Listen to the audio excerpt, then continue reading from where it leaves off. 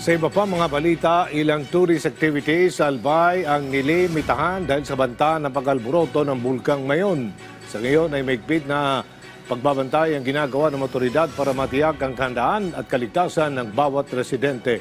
Si Paul Happy ng Radyo Pilipinas sa Albay sa sentro ng balita.